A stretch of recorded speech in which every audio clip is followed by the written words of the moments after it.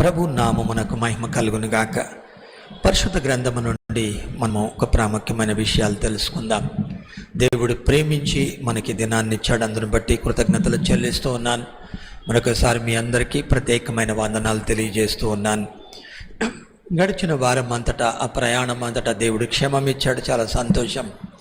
అయితే వీటన్నిటిలో చాలా ప్రాముఖ్యముగా అడుగుపెట్టిన ప్రతి చోట దేవుడు తన వాక్కునిచ్చి, ముఖ్యంగా మన దగ్గర నేర్పుకున్న విషయాలే కొత్త ఏమి కాదు, కానీ మరి ఆ ప్రజలను బలపరుస్తూ వారికి ఆలోచన కలిగించాడు. ప్రభువుకే మహిమ. అయితే వీటన్నిటిలో మనం ఈ యొక్క ప్రయాణాన్ని ఈ సంవత్సరం 30వ సంవత్సరపు వేడుకల గురించి ఆలోచన కలిగి ఉన్నాం. దేవుడు గొప్ప కార్యాలు చేయనై ఉన్నాడు. మరి ఆయన వృద్ధి చేయబోతూ ఉన్నాడు, అభివృద్ధి చేయబోతున్నాడు, వర్ధల్ల చేయబోతూ ఉన్నాడు. గొప్ప కార్యములు మనము చూడనై ఉన్నాం. మరి ఆశ్చర్య కార్యాల గురించి వింటూ ఉంటాం, చూస్తూ ఉంటాం. కానీ అవి ఆరంభించబడినప్పుడు మన ఊహకు అందవు, జ్ఞానానికి అందవు, చాలా అద్భుతంగా ఉంటాయి. అయితే వీటిల్లో కొన్నిసార్లు ఆ పరిస్థితులను మనము విన్న వాటిని చూసిన వాటికంటే మరి ఆ పరిస్థితులు గుండా ప్రయాణిస్తున్నప్పుడు చాలా మధురంగా ఉంటుంది. మరి అట్లాగా మేము ఈ ప్రయాణం ఇక్కడి నుంచి ఆరంభించి మరి చెన్నైలో ఆ చర్చి వార్షికోత్సవం చూసుకొని అక్కడి నుంచి కన్యాకుమారికి ప్రయాణమై వెళ్ళటం, దేవుడు తన చూడండి పిల్లలను పక్షిరాజు తన రెక్కల మీద మోసుకొని వెళ్ళినట్లుగా చాలా క్షేమముగా ప్రతిదీ సమయానికి వెళ్ళటం జరిగింది. నిలవబడిన ప్రతి చోట దేవుడు తన కృపనిచ్చి ఆ ప్రజలను బలపరిచాడు. వీటన్నిటిలో మరలా తిరుగు ప్రయాణం కూడా మాకొక బ్రదర్ ట్రాన్స్లేషన్ చేశాడు, దాసు అని. చాలా మంచిగా మాట్లాడుతున్నాడు. నేను అన్నా, నీకు తెలుగు చదవటం వచ్చా అంటే, లేదు రాదు. చెన్నైలో బైబిల్ ట్రైనింగ్ అయ్యేటప్పుడు అక్కడున్న తెలుగు వాళ్ళ మధ్యలో తెలుగు నేర్చుకున్నాం, నేను తెలుగు వాళ్ళమే అని చెప్తున్నాడు. 70 ఏళ్ల క్రితం మేము ఈ మధురై ప్రాంతానికి వచ్చాం. నా పేరు దాసు, మేము 4 అన్నదమ్ములం, అందరం కూడా దేవుని సేవలో ఉన్నాం. మా నాన్నగారు కూడా మాకు సహకారిగా ఉన్నాడు. దేవుడు మమ్మల్ని ఈ ప్రాంతంలో నిలవబెట్టాడు. చాలా ఇబ్బందులు ఎదుర్కొన్నాం, రాళ్లతో కొట్టబడ్డాం, చాలా శ్రమలు ఎదుర్కొన్నాం. అయితే దేవుడు ఆ ప్రజల మధ్యలోనే నిలువబెట్టి చాలా గొప్ప కార్యాలు చేస్తూ ఉన్నాడు అని చెప్పి మమ్మల్ని ఆహ్వానించిన స్థానానికి వెళితే ఓ చక్కని మందిరం ఉంది. ఓ 200-300 మంది పైన, లేకపోతే 400 మంది కూర్చునే స్థలం, చక్క పెద్ద మందిరం. ఆ ప్రాంతం తీరుగా అలా చక్కగా కట్టబడినాయి. అటన్నీ కూడా పెద్ద పెద్ద మందిరాలైనా గుళ్ళైనా ఉంటాయి కాబట్టి ఆ తీరులోనే చాలా హైట్లో మళ్ళీ చాలా బాగుంది. తను చెప్తున్నాడు, మేము ఇక్కడ ఓ చెట్టు కింద ఆరాధన చేసేవాళ్ళం. వీళ్ళంతా ఎవరు అని అంటే, నేను కూడా బుడబొక్కలు ఆయన్నే, వీళ్ళందరూ గంగెద్దులోళ్ళు. మరి గుంటూరు ప్రాంతమే మాది కూడా, మా పూర్వీకులది. ఇక్కడికి వచ్చాం. ఇక్కడ ఈ ప్రజల మధ్యలో ఉన్నప్పుడు వీళ్ళు అసలు యాక్సెప్ట్ చేసేవాళ్ళు కాదు. దేవుని మహాకృప, దేవుడు నిలువబెట్టి మేము చెట్టు కింద ఆరాధిస్తూ ఉన్నాం. ఈ ప్రజలు రక్షింపబడతా ఉన్నారు. అందరూ కూడా మరి భిక్షాటం చేసేవాళ్ళు కాబట్టి మాకేం పెద్ద వనరులు లేవు. ఆశ్చర్యం ఏంటి అని అంటే, చెట్టు కింద ఆరాధిస్తుంటే ఒక కుటుంబం అంటే దారిని పోతా ఉన్నారంట. చూసి ఆ ప్రార్థన అయిందాక నిలబడివి వాళ్ళు వెళ్తున్న వాహనంలో కూర్చొని విని దిగొచ్చి చూసి, ఏం చేస్తున్నారు మీరంటే వాళ్ళకి కనపడతానే ఉంది ప్రార్థన. మీకేం మందిరం ఏం లేవా అంటే ఏం లేవు. అసలు ఏంటి అని అంటే అక్కడ జరిగింది, వీళ్ళందరూ మమ్మల్ని కొట్టినోళ్ళు, తిట్టినోళ్ళు. ఈ ప్రజలే మరలా దేవుడు వారి మధ్యలో కార్యాలు చేయబట్టి మమ్మల్ని ఇక్కడ ఉండనిచ్చారు, ఇక్కడ మేము ఆరాధిస్తున్నాం. అట్లానా? అయితే దేవుడు మాకు ఒక పని చెప్పాడు, చక్కని మందిరాలు కట్టమని. కాబట్టి మీరెవరో మాకు తెలియదని వాళ్ళు ఉండే స్థలంలోనే ఒక స్థలం కొని ఆడ మందిరం కట్టి పనులన్నీ అయినాక కీస్ ఇచ్చి వెళ్ళిపోయారంట. వాళ్ళు ఎవరో మాకు తెలియదు, ఇప్పుడు మళ్ళీ కలవలేదు అంటున్నాడు. మామూలుగా అయితే లోకంలో ఎన్నో బడాయిలు ఉంటాయి, మనందరికీ తెలుసు. కాస్త చేస్తేనే మేం చేసాం, అసలు మేము లేకపోతే, ఇలాంటి తీర్లు. తను చెప్తూ ఉన్నాడు, కీస్ ఇచ్చి వెళ్ళిపోయారు, ఇంక అంతే, మళ్ళీ కలిసింది లేదు. ఇప్పుడు మాకు పరిచయం కూడా లేదు. చూసి దాన్ని వస్తూ విని దేవుని కొరకు తను అంటున్నాడు, ఇట్లా మేము ఇంకొక 4 స్థలాల్లో పరిచర్య చేస్తూ ఉన్నాం. మరి ఎట్లానంటే, ఆ ప్రజల మధ్యలో ఒకరు సిద్ధపడినాక వాళ్ళకి అప్పచెప్పి ఆ పనిని ఆ ప్రాంతాలకి మళ్ళీ వేరే ప్రాంతాలకు వెళ్ళి ప్రకటిస్తూ ఉన్నానని చెప్తున్నాడు. యవనస్తుడే, ఏం పెద్ద వయసు కూడా కాదు. ఆ యవనస్తుడిని దేవుడు చేతబట్టి గొప్ప కార్యాలు, చాలా సంతోషం అనిపించింది. దేవుడు తన ప్రజలను ఏ రీతిగా బలపరుస్తాడు, ఎలా గొప్ప కార్యాలు చేస్తాడు, ఎలా ఆయన దీవిస్తాడు, వృద్ధి చేస్తాడు, ఈ విషయాలు చూసినప్పుడు చాలా సంతోషం. చూడండి, కొద్దిమంది అంటుంటారు ఏమని, అయ్యో మేము చాలా కష్టపడుతున్నాం, ప్రయాసపడుతున్నాం, మాకేమీ లేదు. ఇంకా కొంతమంది ఎంతకాలం అని కూడా ప్రశ్నిస్తూ ఉంటారు. మనము ఈ పనులను బట్టి కాదు, ఎవరిని బట్టి సంతోషపడాలి? దేవుని బట్టి. అందుకే దేవునికి మొదటి స్థానం ఇవ్వాలి, దేవుని వైపు చూడాలి. దేవుడు నీ ప్రయాసకు ప్రతిఫలం ఇచ్చేది, నీ కష్టానికి ఫలం ఇచ్చేది. అంతేగాని అది నీ సామర్థ్యము వలనో బలము వలనో కలిగేది కాదు. నీ బలాన్ని బట్టి, నీ జ్ఞానాన్ని బట్టి కాదు. కొంతమంది మనం చెప్తుంటే వింటాం, దేవుడు నాకు చాలా టాలెంట్స్ ఇచ్చాడు, ఆత్మవరాలు ఉన్నాయి, అభిషేకం ఉంది, దేవుడు మాకు చాలా జ్ఞానం ఇచ్చాడని చెప్పి లోకంలో వింటుంటాం. మన ఈ గుంటూరు పరిసర ప్రాంతాల్లో నాకు 2 దైవజనులు తెలుసు, నేను ఎప్పుడు చెప్తుంటాను. ఒక ఆయన రాయలసీమ పరిసర ప్రాంతాల్లో మేము వెళుతున్నప్పుడు చాలా చక్కగా వాడబడేవాడు, మంచి కృపావరాలతో ఉన్నాడు, పేరు పెట్టి పిలిచేవాడు, అద్భుతాలు జరిగాయి. కానీ ఆయన సంఘంలో మనుషులు ఉండేవాళ్ళు కాదు. బ్రదర్, దేవుడు నన్ను ఎలా వాడుకుంటున్నాడు, ప్రజలు ఉండరు ఏంటి అని. ఆయన పక్కనే ఇంకొక ఆయన ఉన్నాడు. ఆయన పేరు యేసుదాసు, ప్రభుదాసు అన్నది. ఆయన శుద్ధి శుభ్రం లేని మనిషి. సందర్భంగా కాబట్టి చెప్తున్నా, ఏమనుకోకండి. చీమిడి వచ్చింది అనుకోండి, ఎటు తుడుచుకుంటాడు. ఇంకేమనంటే షర్ట్ తీసి ఎటు తుడుచుకుంటూ ఉంటాడు. బ్రదరు, నేను అసలు దేవుని పని చేస్తానంటావు అంటాడు. పిలిచింది దేవుడైతే వాడుకుంటాడు. మా దగ్గర ఒక ఒక్క మగోడు ఉన్నాడు, మనం చెప్పేది వినడు, బట్లూరులో సేవ చేస్తుంటాడు, ఒక్క మగోడు. ఇల్లు కాలితే అందరూ డబ్బులు ఇచ్చారు, ఆ డబ్బులు పెట్టి మీటింగ్ పెట్టాడు. సవరకు గవర్నమెంట్ వాళ్ళు హెల్ప్ చేశారు, ఇల్లు కట్టుకున్నాడు. చెప్తే వినే వ్యక్తిత్వం కాదు, దానికి తోడు సౌండ్ ఇంజనీర్, కొంచెం వినపడదు కూడా, గట్టిగా చెప్పాలి. దేవుడు ఆయనకి చెప్పాడంట, ఉల్లిగడ్డలు అమ్ముకుంటుంటే వెళ్ళి పరిచర్య చేయమని. మరి ఆయన ద్వారా మన క్రైస్తవ భాషలో చెప్తుంటారు అప్పుడప్పుడు మనవాళ్ళు, నేను చెప్పట్లేదండి, మనవాళ్ళు చెప్తారు, పెద్ద చేపలని. మరి ఆ గ్రామంలో పెద్ద పెద్ద చేపలు రక్షింపబడ్డాయి, పరలోకం కూడా పోయినాయి. అంత 50 ఎకరం 100 ఎకరం అసలు అంత గనులు ఉన్న ఊరు కొద్దిదే. కానీ అటువంటి వారిని మన సౌండ్ ఇంజనీర్ గారి ద్వారా, అయ్యగారి ద్వారా దేవుడు రక్షించుకున్నాడు. పని చెప్పింది దేవుడైతే తనే కార్యం చేస్తాడు, రక్షించుకుంటాడు. అందుచేత మీరేమీ భయపడద్దు, బాధపడద్దని 100 మంది తన పరిచర్య చాలా అద్భుతంగా దేవుడు ఆశీర్వదించాడు. దేవుడు తన చిత్తమంతా జరిగించువాడు. అందుకే భక్తుడు పౌలు కూడా ఇదే విషయాన్ని గుర్తు చేస్తున్నాడు. చూడండి, మనము కొరింథీయులకు రాసిన మొదటి పత్రిక 3వ అధ్యాయము 7వ వచనం. కొరింథీయులకు రాసిన మొదటి పత్రిక 3వ అధ్యాయము 7వ వచనం. కాబట్టి వృద్ధి కలుగజేయు దేవునిలోనే గాని నాటువానిలోనైనను నీళ్లు పోయేవానిలోనైనను ఏమీయూ లేదు. 6వ వచనం కూడా చదవండి.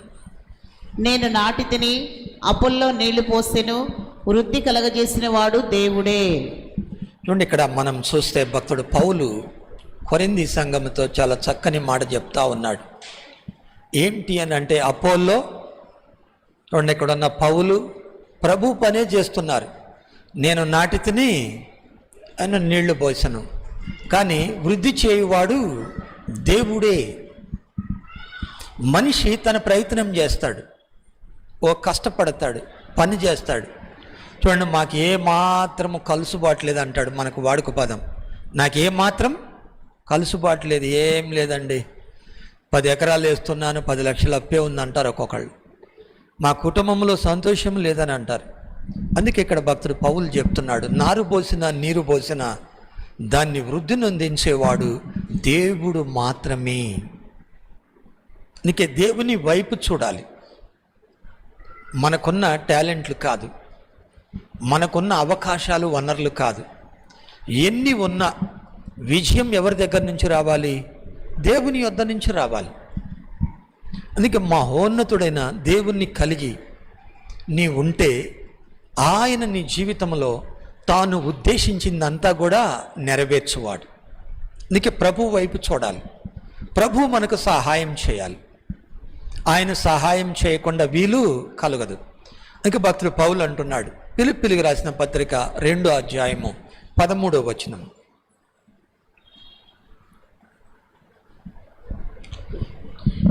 ఎందుకనగా మీరు ఇచ్చేయించుటకును కార్యసిద్ధి కలగజేసుకొనుటకును తన దయా సంకల్పము నెరవేరుటకై మీలో కార్యసిద్ధి కలుగజేయువాడు దేవుడే. చూడండి, మనలో కార్యసిద్ధి కలుగు చేయువాడు దేవుడే. దేవుడే మనకు సహాయం చేయాలి, మనుషులు కానే కాదు. దేవుడు సహాయం చేయకుండా వీలు కలుగదు. మనకు ఆలోచన ఇచ్చి దాన్ని నెరవేర్చాల్సింది ప్రభు. అయితే మనం ఏం చేస్తాం? మన జ్ఞానాన్ని బలాన్ని ఆధారం చేసుకొని మాట్లాడతాం. అందుకే పౌలు భక్తుడు అంటున్నాడు, కొరింథీయులకు రాసిన 2వ పత్రిక 3వ అధ్యాయము 5వ వచనం. కొరింథీయులకు రాసిన 2వ పత్రిక 3వ అధ్యాయము 5వ వచనం. మా వలన ఏదైనా అయినట్లుగా ఆలోచించుటకు మా అంతట మేమే సమర్థులమని కాదు, మా సామర్థ్యము దేవుని వలననే కలిగి ఉన్నది. చూడండి, ఇక్కడ భక్తుడు పౌలు అంటున్నాడు, మా సామర్థ్యము దేవుని వలనే కలిగింది, మా అంతటా మేము కాదని ఒప్పుకుంటున్నాడు. మనం ఏదైనా కలిగి ఉన్నామంటే అది ఎవరి వలన? దేవుని వలనే.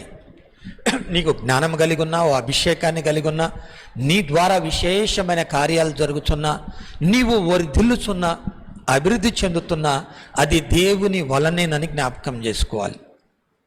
అందుకే ఏ శరీరి అతిశయించటానికి లేదు, దేవుడే దాన్ని జరిగించాలి.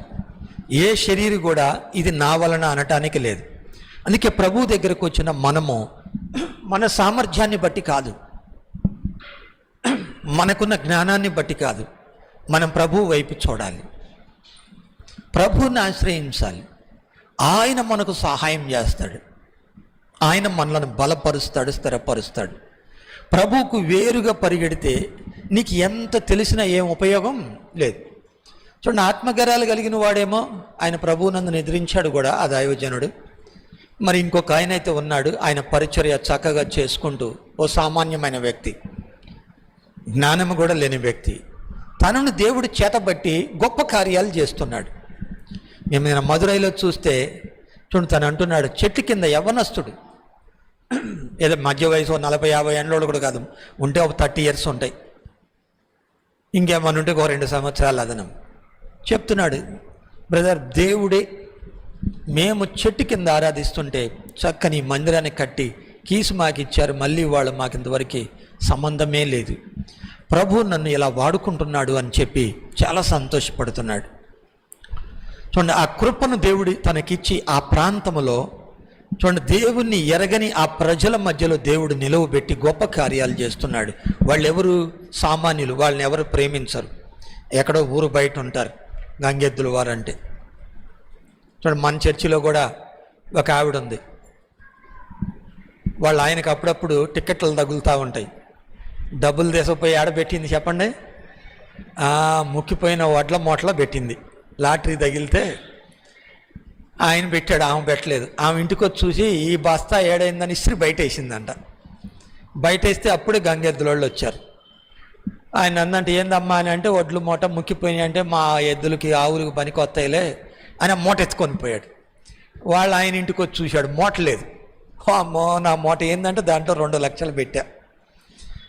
వాళ్ళ అల్లుడు, వాళ్ళ ఈయంకుడు పోలీసు ఆయన ఫోన్ చేస్తే, పిచ్చలూరుపేట, పిడుగురాళ్ళ, సత్తెనపల్లి, గంగెద్దులోళ్ళు ఎక్కడ ఉంటారు? ఊరు బయట ఉంటారు. అన్ని తిరిగిన ఈ 3లో లేరు. సత్తెనపల్లి వచ్చినాక ఎవరో చెప్పారంట, నందిగంలో ఉంటారు పోండి, ఈ మధ్య వచ్చారు అడుక్కుంటున్నారని. తీరా చూస్తే వాళ్ళు ఎవరు? సత్తుపల్లిలో మన చర్చికి వచ్చేవాళ్ళే. ఆడిగిపోతే ఏందయ్యా అంటే, అయ్యా నేను ఈ మూట అక్కడ బారేద్దాం, కాలువలో వేద్దాం అని నేను అనుకున్నాను, వాసన వస్తున్నాయని. ఇక్కడికి వచ్చి నాకు దొల్లిస్తే ఇందులో డబ్బులు ఉన్నాయ్యా, నాకు అర్థమైంది మీరు వచ్చారు టయానికి, ఇప్పుడేనయ్యా చూశానని. ఆ మూట ఆ కింద గార్చింది కూడా ఉందంట. తీస్తే 4 కట్టలు ఉన్నాయి. తీసి వాళ్ళకి ఇస్తే వాళ్ళు ఇక్కడికి తీసుకొచ్చి భోజనం పెట్టి మళ్ళీ నా దగ్గరికి తెచ్చారు. ఏమంటున్నాడు, అయ్యగారు మీరు మా ఊరు వచ్చారుగా అంటున్నారు. అవునయ్యా, నేను మీ ఊరు వచ్చాను, సత్తుపల్లి అని. చూడండి, ఊరు బయట వారి నివాస స్థలం, వారి మధ్యలో దేవుణ్ణి అందించి చూడండి, దేవుడు వారి కొరకు ఒక చక్కని మందిరాన్ని నియమించాడు. చాలా ఆశ్చర్యం, చాలా అద్భుతం. అందుకే మన ప్రయత్నం కాదు, మన జీవితాల్లో ఇవన్నీ దేవుని వలన కలుగుతున్నవనే సత్యాన్ని మనం ఎరగాలి. అందుకే పౌలు అంటున్నాడు, మాకు కలిగిన సామర్థ్యం ఏదో మా వలన కాదు, ఇది దేవుని వలనే. దేవుని వైపు చూడండి అని అంటున్నాడు. మనిషి దేవుని మీద ఆధారపడాడు, తనకున్న దాన్ని చూసి మురిసిపోతాడు. ఎప్పుడైతే దేవుని వైపు చూస్తామో గొప్ప కార్యాలు చూస్తాం. దేవుడు అసాధ్యమైన వాటిని జరిగిస్తాడు. అందుకే ఈ విషయము చాలా అనుభవపూర్వకంగా ఇశ్రాయేల్ జనాంగానికి భక్తుడు పేతురు ఉపదేశం చేస్తూ ఉన్నాడు. ఓయ్, మీరు మా కళ్ళు ఎందుకు చూస్తున్నారు? ఇదేదో మేము మాకేదో ఉన్నట్టు. మీరు ఎవరినైతే సిలువేశారో ఆయన వలన జరిగింది ఇది అని చెప్పి ఒక సందర్భాన్ని చాలా చక్కగా ఉదాహరిస్తున్నాడు. చూడండి, అక్కడ ఉన్న ఆ సందర్భం అపోస్తల కార్యం 3వ అధ్యాయము 6వ వచనం. అపోస్తల కార్యము 3వ అధ్యాయము 6వ వచనం. అంతటా పేతురు, వెండి బంగారములు నా యొద్ద లేవు గాని నాకు కలిగినదే నీకు ఇచ్చుచున్నాను. నజరేయుడైన యేసు క్రీస్తు నామమున నడువుమని చెప్పి వాని కుడి చేయి పట్టుకొని లేవనెత్తెను. వెంటనే వాని పాదములను చీల మండలములను బలము పొందెను. 12వ వచనం. పేతురు దీనిని చూచి ప్రజలతో ఇట్లనెను, ఇశ్రాయేలీయులారా, మీరు వీని విషయమై ఎందుకు ఆశ్చర్యపడుచున్నారు? మా సొంత శక్తి చేతనైనను భక్తి చేతనైనను నడువను వీనికి బలమిచ్చినట్టుగా మీరెందుకు మా తట్టు తేరి చూచుచున్నారు? అబ్రహాము, ఇస్సాకు, యాకోబు అని వారి దేవుడు అనగా మన పితరుల దేవుడు తన సేవకుడైన యేసును మహిమపరిచి ఉన్నాడు. మీరు ఆయనను అప్పగించితిరి. పిలాతు ఆయనను విడుదల చేయుటకు నిశ్చయించినప్పుడు మీరు అతని ఎదుట ఆయనను నిరాకరించితిరి. మీరు పరిశుద్ధుడును నీతిమంతుడును అయిన వారిని నిరాకరించి నరహంతకుడైన మనిషిని మీకు అనుగ్రహింపుమని అడిగితిరి. మీరు జీవాధిపతిని చంపితిరి గాని దేవుడు ఆయనను మృతుల నుండి లేపెను. అందుకు మేము సాక్షులము. చూడండి, ఇక్కడ మనం చూసినట్లయితే పేతురు ప్రసంగిస్తూ ఉన్నాడు, ఇశ్రాయేలీయులతో మాట్లాడుతూ ఉన్నాడు. ఏమని? మీరు ఎందుకు మా వైపు చూస్తున్నారు? వీని జీవితంలో కార్యం చేసింది ఎవరు అనంటే మీరు సిలువ వేసి చంపిన ఆయనే, ఆ నామమునే అని. చూడండి, 16వ వచనం చదవండి ఒకసారి. ఆయన నామమందలి విశ్వాసం మూలముగా ఆయన నామమే మీరు చూచి ఎరిగి ఉన్న వీనిని బలపరచెను. ఆయన వలన కలిగిన విశ్వాసమే మీ అందరి ఎదుట వీనికి ఈ పూర్ణ స్వస్థత కలుగజేసెను. చూడండి, ఇక్కడ ప్రభు నామమును బట్టి పేతురు భక్తుడు పలుకుతున్నాడు, ప్రభు నామమనే వీడు స్వస్థత నొందెను. ప్రభువే వీని జీవితంలో గొప్ప కార్యము చేసెను. మీరు ఎవరినైతే సిలువ వేసి చంపితిరో ఆయన నామము వలనే. అందుకే పేతురు, యోహాన్లు దేవాలయం దగ్గర ఉన్న కుంటివానితో అంటున్నారు, యేసు ప్రభు వారు కూడా ఆ ప్రాంతానికి ఎన్నో మార్లు వచ్చారు, కానీ ఆయన కాలంలో స్వస్థత జరగలేదు. వీరి కాలంలో చూడండి, వీరిని స్వస్థపరిచారు. ఎంత అద్భుతం! ప్రభు నీడబడితే స్వస్థత పొందినట్టు మనం లేఖనాల్లో చూడం. పేతురు నీడబడితే స్వస్థత నొందినట్టు మనం చూస్తున్నాం. ఆయన నీడబడాలని దారి పొడవున మంచాల మీద లేకపోతే ఆ రోడ్డు మీద వారిని పండబెట్టినట్టుగా మనం చూస్తాం. ఏమంటున్నాడు? ఎవరిని బట్టి అని అంటే ప్రభు నామమును బట్టి. మీరు మా కళ్ళు ఎందుకు తెరి చూస్తున్నారు? అందుకే మనము మన సామర్థ్యాన్ని బలాన్ని బట్టి కాదు, ప్రభు నామమును బట్టి ధైర్యం తెచ్చుకోవాలి. ప్రభువుని బట్టి మన జీవితంలో వృద్ధి కలుగుతుంది. ప్రభువుని బట్టి మనకు ఆశీర్వాదం దొరుకుతుంది. అందుకే మనుషుల వైపు చూడాల్సిన అవసరం లేదు. మనుషులను ఆశ్రయిస్తారు చాలామంది. ఈ మనుషులు కూడా ఇవి మా వలనే జరుగుతున్నాయి అని అంటారు. చూడండి, ఎవరైతే నమ్ముతారో నమ్మిన ప్రతి వారి వలన అంటున్నాడు ప్రభు. మార్క్స్ వార్త 16:16. మార్క్స్ వార్త 16:16. నమ్మి బాప్తిస్మ పొందినవాడు రక్షింపబడును, నమ్మని వారికి శిక్ష విధింపబడును. చదవండి. నమ్మిన వారి వలన ఈ సూచక క్రియలు కనబడును. ఏవనగా, నా నామమున దయ్యములను వెళ్ళగొట్టుదురు, క్రొత్త భాషలు మాట్లాడుదురు, పాములను ఎత్తిపట్టుకొందురు, మరణకరమైనదేది త్రాగినను అది వారికి హాని చేయదు, రోగుల మీద చేతులుంచినప్పుడు వారు స్వస్థత నొందుదురని వారితో చెప్పెను. 20వ వచనం. వారు బయలుదేరి వాక్యమంతట ప్రకటించిరి. ప్రభు వారికి సహకారుడై ఉండి వెనువెంట జరుగుచూ వచ్చిన సూచక క్రియల వలన వాక్యమును స్థిరపరచుచుండెను.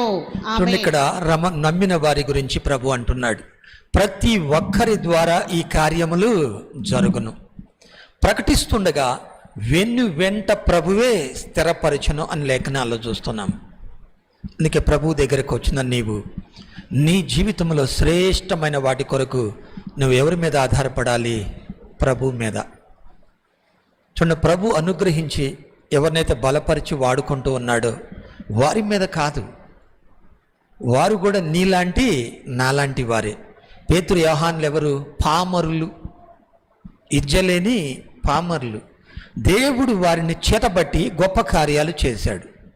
అందుకే ప్రభు యొద్దకు వచ్చిన మనము జరుగుతున్నవన్నీ ఆయన మూలముగానని మనకు తెలుసు. అందుకే ఆయన్ని బట్టి ధైర్యం తెచ్చుకోవాలి. మనము ఫలించి అభివృద్ధి చెందటానికి ప్రభువు చెప్పిన మాట యోహాను సువార్త 15వ అధ్యాయము 5వ వచనం. ద్రాక్షావళిని నేను, తీగలు మీరు. ఎవడు నా యందు నిలిచియుండెనో, నేను ఎవరి నిలిచియుండెనో వాడు బహుగా ఫలించును. నాకు వేరుగా ఉండి మీరేమీ చేయలేరు. చూడండి, ఎవరైతే ప్రభు నందు నిలిచి ఉంటారో వారు బహుగా వర్ధిల్లెదరు. నాకు వేరుగా ఉండి మీరేమీ చేయలేరు. మనము వర్ధిల్లాలి అని అంటే ప్రభువు నందు ఉండాలి. మన అనుదిన జీవితము ప్రభు చిత్తానుసారముగా ఉన్నదా పరిశీలించుకోవాలి. మనల్ని మనము పరీక్షించుకోవాలి. మనము కలిగి ఉన్నవన్నీ దేవుని వలనే అని మనకు తెలుసు. ఆయన లేకుండా ఏదీ లేదు, ఈ సృష్టిలో ఏదీ లేదు. అందుకే ప్రభు దగ్గరకు వచ్చిన మనం సంవత్సరాలు గడుస్తుండగా ఆయనకు అవకాశం ఇస్తే ఆయన మనలను వృద్ధి చేస్తాడు, ఆయన మనలను గొప్ప చేస్తాడు, ఆయన మనలను బలపరుస్తాడు. అందుకే ప్రభువా, నువ్వు నాకు సహాయం చేయాలి, నువ్వు చేస్తే నా పరిస్థితి మారుతుంది, నీవు మాత్రమే నన్ను ఎప్పుడైతే ఒప్పుకుంటామో అప్పుడు ఆయన గొప్ప కార్యాలు చేస్తాడు. ఆయన కార్యములు హృదయమునకు గోచరము కావు, కంటికి కనిపించవు, చెవికి వినపడవు. ఆత్మ సంబంధమైన సంగతులను ఆత్మచేతనే వివేచింపదగను. చూడండి, మనుషుని సంగతులు మనుష్యాత్మకే తెలుసు. చూడండి, దేవుని యొక్క ఆత్మకార్యాలు ఆత్మచేతనే గ్రహించగలుగుతాం. అందుకే ప్రభు దగ్గరకు వచ్చి నువ్వు నిలుచున్నప్పుడు ప్రభు గొప్ప కార్యాలు చేస్తాడు, ఆశ్చర్యమైన కార్యాలు చేస్తాడు. ఆయన కార్యాలు మన హృదయానికి గోచరము కావు. చూడండి, భక్తుడు ఏలియా జీవితంలో చూస్తాం, మనం అనేక మార్లు వింటూ ఉంటాం. మొదటి రాజుల గ్రంథం 17వ అధ్యాయము 12 నుండి 14 వచనాల వరకు, 8 నుండి 14 వచనాల వరకు. అంతటా యెహోవాకు అతనికి ప్రత్యక్షమై ఇలాగ సెలవిచ్చెను, నీవు సీదోను పట్టణ సంబంధమైన సారైపత్ అను ఊరికి పోయి అచ్చట ఉండుము. నిన్ను పోషించుటకు అచ్చటనున్న యొక్క విధవరాలికి నేను సెలవిచ్చి తిని. అందుకు అతడు లేచి సారైపతనకు పోయి పట్టణపు గవని యొద్దకు రాగా ఒక విధవరాలు అచ్చట కట్టెలు ఏరుచుండుట చూచి ఆమెను పిలిచి, త్రాగుటకై పాత్రతో కొంచెము నీళ్లు నాకు తీసుకొని రమ్మని వేడుకొనెను.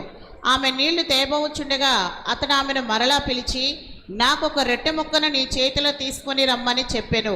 అందుకు ఆమె, నీ దేవుడైన యెహోవా జీవము తోడు, తొట్టిలో పట్టెడు పిండియు బుడ్డిలో కొంచెము నూనెయు నా ఎద్దునున్నవే గాని అప్పం ఒకటైనా లేదు.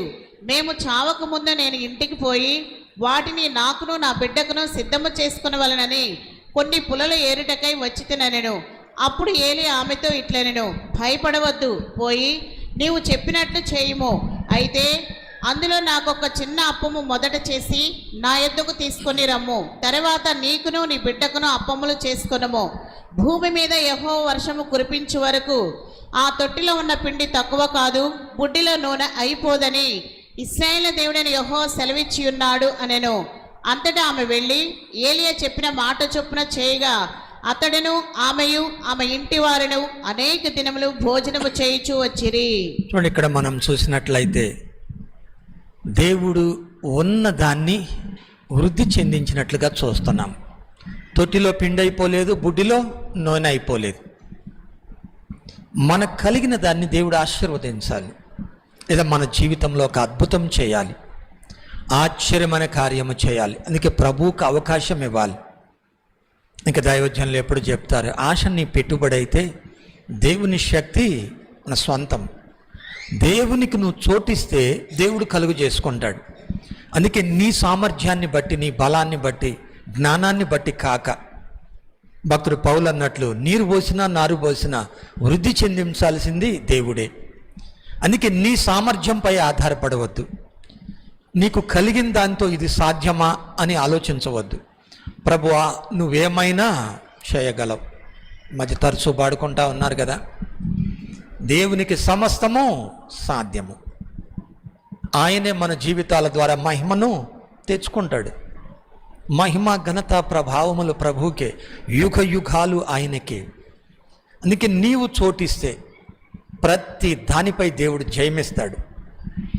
ప్రతి పరిస్థితిపై దేవుడు తన కృపను అనుగ్రహించి గొప్ప కార్యాలు చేస్తాడు, అసాధారణమైనవి చేస్తాడు. ఏలియా జీవితంలోనే కాదు, ఎలీషా జీవితంలో కూడా మనం చూస్తాం దేవుడు తనను చేతబట్టి జరిగించిన గొప్ప కార్యం. 2 రాజుల గ్రంథము 4వ అధ్యాయం మొదటి 7 వచనాలు. అంతటి ప్రవక్తల శిష్యులలో ఒకని భార్య, నీ దాసుడైన నా పెనిమిటి చనిపోయిను, అతడు యెహోవా యందు భయభక్తులు గలవాడై యెహోవా యందు భక్తి గలవాడై ఉండెనని నీకు తెలిసే ఉన్నది. ఇప్పుడు అప్పులవాడు నా 2 కుమారులు తనకు దాసులుగా ఉండుటకై వారిని పట్టుకొని పోవుటకు వచ్చి ఉన్నాడని ఎలీషాకు మొరపెట్టగా, ఎలీషా, నా వలన నీకేమి కావలెను? నీ ఇంటిలో ఏమి ఉన్నదో అది నాకు తెలియజెప్పమనెను. అందుకు ఆమె, నీ దాసురాలనైన నా ఇంటిలో నూనె కుండ ఒకటి ఉన్నది, అది తప్ప మరేమీ లేదనెను. అతడు, నీవు బయటికి పోయి నీ ఇరుగు పొరుగు వారందరి యొద్ద దొరకగలిగిన వట్టి పాత్రలన్నిటిని ఎరువు పుచ్చుకొనుము. అప్పుడు నీవు నీ ఇంటిలోనికి వచ్చి నీవును నీ కుమారులను లోపల నుండి తలుపు మూసి ఆ పాత్రలన్నిటిలో నూనె పోసి నిండినవి ఒక తట్టున ఉంచమని ఆమెతో సెలవీయగా, ఆమె అతని యొద్ద నుండి పోయి తానును కుమారులను లోపల నుండి తలుపు మూసి కుమారులు తెచ్చిన పాత్రలో నూనె పోసెను. పాత్రలన్నీ నిండిన తర్వాత ఇంకా పాత్రలు తెమ్మని ఆమె తన కుమారునితో చెప్పగా వాడు మరేమీ లేవని చెప్పెను. అంతలో నూనె నిలిచిపోయెను. ఆమె దైవజనుడైన అతని యొద్దకు వచ్చి సంగతి తెలియజెప్పగా అతడు, నీవు పోయి ఆ నూనెను అమ్మి నీ అప్పు తీర్చి మిగిలిన దానితో నీవును నీ పిల్లలను బ్రతుకుడని ఆమెతో చెప్పెను. చూడండి, భక్తుడు ఎలీషా తన యొక్క దాసుని చూడండి ఎంత గొప్ప కార్యమో వారి జీవితంలో. తన భార్య అంటుంది, అయ్యా నా పెనిమిటి చనిపోయింది. మరి ఏంటి పరిస్థితి? అప్పులోళ్ళు నా పిల్లల్ని ఇవ్వమంటున్నారు, ఏం చేయాలి? తనకున్న సామర్థ్యం బలము ఏమాత్రము సరిపోదు. ప్రభువుకు అవకాశం ఇస్తే చూడండి, ప్రవక్త ద్వారా దేవుడు సెలవిచ్చాడు, ఏముంది నీ దగ్గర అంటే చిన్న నూనె కొండ ఉంది, వెళ్ళి దాన్ని పక్కల ఇళ్ళ దగ్గర ఇళ్ళ పక్కల వాళ్ళ దగ్గర అన్ని పాత్రలు తెచ్చి నింపమన్నాడు.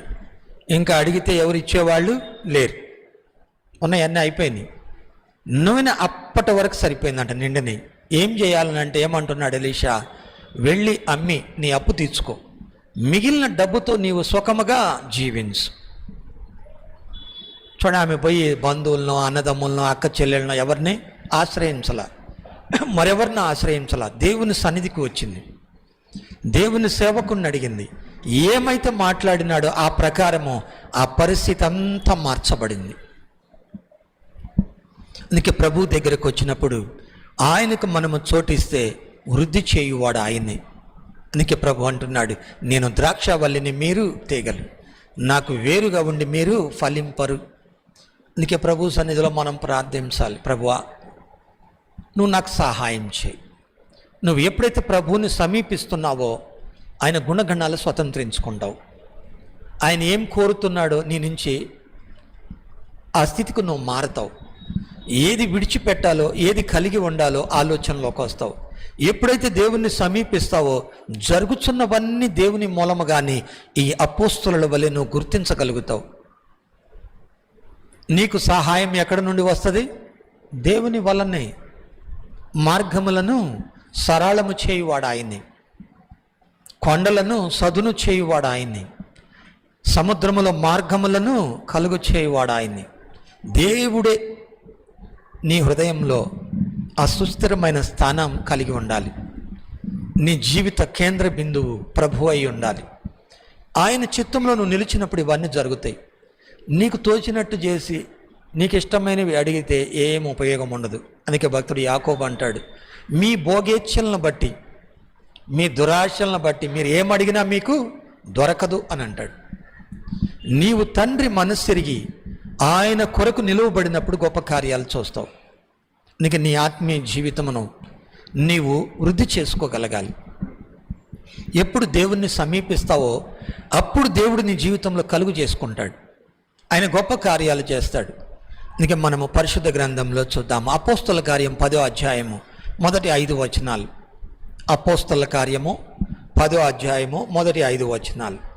ఇటలీ పటాలమనబడిన పటాలములో శతాధిపతి అయిన కొర్నేలి అను భక్తిపరుడొకడు కైసరలో ఉండెను. అతడు తన ఇంటి వారందరితో కూడా దేవుని యందు భయభక్తులు గలవాడై ఉండి ప్రజలకు బహుధర్మము చేయుచు ఎల్లప్పుడూ దేవునికి ప్రార్థన చేయువాడు. పగలు ఇంచుమించు 3 గంటల వేళ దేవుని దూత అతని యొద్దకు వచ్చి కొర్నేలి అని పిలుచుట దర్శనమందు తేటగా అతనికి కనబడెను.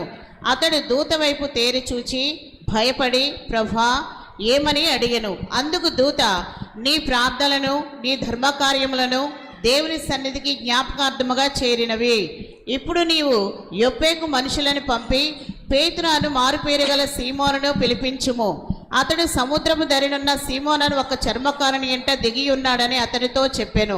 చూడండి, ఇక్కడ మనం చూసినట్లయితే కొర్నేలి భక్తిపరుడు, బహుధర్మ కార్యములు చేయుచున్నవాడు, ప్రార్థన చేస్తూ ఉన్నాడు దేవునికి. తన ఆత్మీయ జీవితంలో ఇంకొక పై మెట్టుకు రావాలి. దేవుని మార్గాలలో స్థిరపరచబడాలి, దేవుణ్ణి సమీపించాలి. తన యొక్క భక్తి ఇవేవి పరలోకం చేర్చవు. అందుకే యెషయా ప్రవక్త ద్వారా అంటాడు, మీ నీతి క్రియలు మురికి గుడ్డ వంటివి అని. దేవుణ్ణి సమీపించటానికి ఆయన భక్తి ఒకటి సరిపోదు. ఈ లోకంలో మనకంటే భక్తి పరులు, నిష్టగా ఉండేవాళ్ళు బోలెడు మంది ఉన్నారు, ఓ రకరకాలుగా. ఇతను కూడా చాలా నిష్టగా ఉన్నాడు. అయితే ప్రభు చూడండి, ఎప్పేలో చర్మకారిని అంటున్న సీమోనను మారుపేరు గల ఆ పేతుర్ని పిలవనంపమంటున్నాడు. ఆయన ఏమంటున్నాడు, నేను ఈ అన్య ప్రజల దగ్గరికి వెళ్ళను అనేది ఆయనకు తెలియదు. ప్రభు ముందుగానే ఆయనకు దర్శనం చూపి ఇతని దగ్గరికి పంపినప్పుడు తను తన ఇంటి వారందరికీ ఏం దొరికింది? రక్షణ దొరికింది. చూడండి, దేవుని పరిశుద్ధాత్మ వారి మీద కుమ్మరించబడదు. ఎందుకు మీరు ఆలస్యం, వెళ్ళి బాప్టిజం తీసుకోండి అంటున్నాడు. పేతుర్ని చేతబట్టి దేవుడు ఆ నిత్యత్వములో ఉండే కృపను కొర్నేలికి అనుగ్రహించాడు. మనము ఎప్పుడైతే దేవుణ్ణి సమీపిస్తామో ఈ కొర్నేలి వలె ఆత్మ సంబంధమైన విషయాలు, నీకు అవసరమైనవి దేవుడు బయలుపరుస్తాడు. దేవుడు తప్పక ప్రత్యుత్తరం ఇస్తాడు. నీకు అవసరమైన జవాబు పంపుతాడు. ప్రభు సన్నిధిలో కనిపెట్టుకొని ప్రార్థించాలి, మనుషులను బట్టి కాదు, మనుషులను ఆశ్రయించి కాదు. నీవు ఎప్పుడు దేవుని చిత్తానికి లోబడతావో దేవుడు తను ప్రత్యక్షపరుచుకుంటాడు, వారికి సహాయం చేస్తాడు, వారు చేయునదంతయు వర్ధిల్లేటట్లు చేస్తాడు. తప్పక నీవు ఆశీర్వదింపబడతావు. అందుకే కీర్తనకారుడు అంటాడు చూడండి, కీర్తన 1వ కీర్తన 3వ వచనం, కీర్తనల గ్రంథము 1వ కీర్తన 3వ వచనం నుండి, అతడు నీటి కాలువల యోరను నాటబడినదై ఆకు వాడక తన కాలమందు ఫలమిచ్చి చెట్టు వలె నుండును, అతడు చేయునదంతయు సఫలమగును. చూడండి, ఎవరైతే దేవుణ్ణి సమీపిస్తారో అక్కడ ఒక మాట ఉన్నది, దీవారాత్రము ధర్మశాస్త్రమును ధ్యానించువాడు ధన్యుడు. ధన్యుడు, వాడు చేయునదంతయు సఫలమగును. వాడు చేయునదంతయు. ప్రభు దగ్గరకు వచ్చిన మనం ప్రభు చిత్తానుసారముగా నడుచుకున్నప్పుడు నీవు వర్ధిల్లుతూ ఉంటావు. ప్రభు తన సమయంలో నిన్ను గొప్ప చేస్తాడు.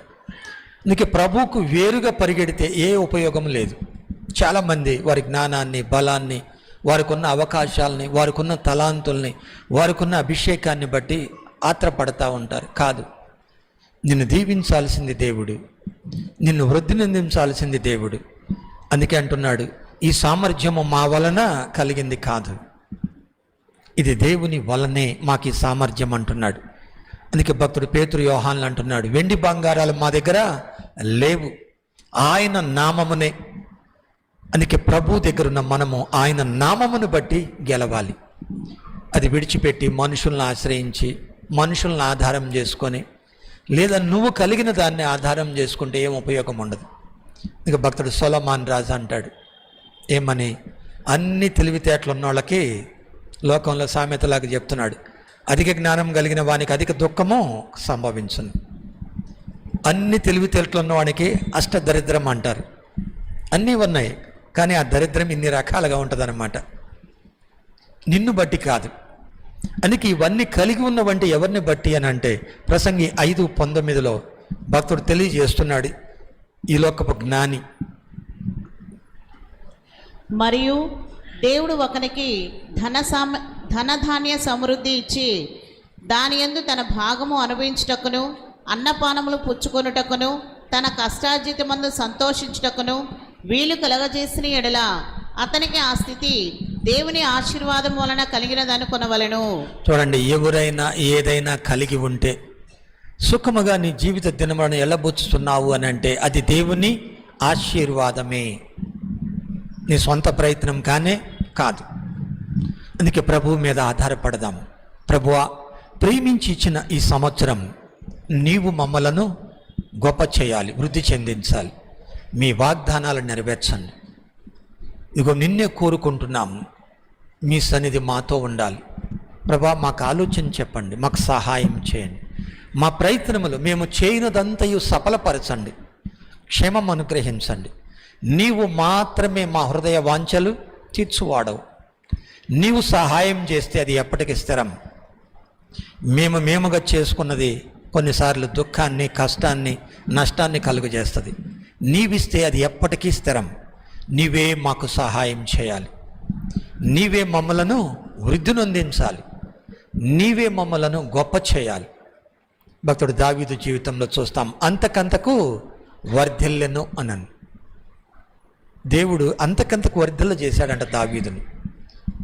చూడండి, మన జీవితాల్లో కూడా మనము కలిగి ఉన్న స్థితి అంతా ప్రభు వలన అనుగ్రహించి ముందున్న కాలము కొరకు, ప్రభు నీ మహిమ కొరకు, నీ చిత్తము నెరవేర్చబడటానికి నీవు మమ్మల్ని ఆశీర్వదించు, శ్రేష్టమైన దీవెనల చేత నింపమని మనం వేడుకొనవచ్చు.